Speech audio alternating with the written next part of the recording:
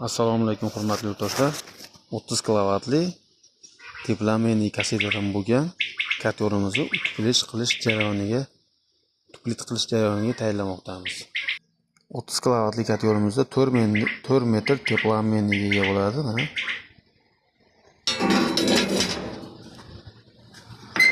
xonadoni o'txonasi. Ko'mirni bu yerdan tashlaysiz. Mana shu joyga kelgandan keyin to'xtatib o'tin bilan birlashtirib olasiz, qopqog'ini yopib, bitta gradusga qo'yib qo'yasiz. Bu kul oladigan joy. Mana bu yerda ventilyator bo'ladi. Katyorimizni eshigidan ham suv isitib beradi. Sababi shu yerda olov ko'proq bo'lganligi uchun shu olovdan ham foydalanganmiz. Bu yerga suv quyib, bundan pastga, bundan tepagacha ulab qo'yiladi. Katyorimiz 30 kg 35 kg ko'mirni shu holatida, tuklit qilinmagan holatida 12 soatdan 14 soatgacha yoqadi.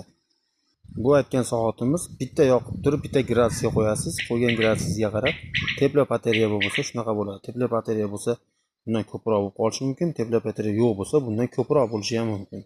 Endi bu katyorimiz tuklit qilingandan keyin 1 million so'm qo'shilib qoladi.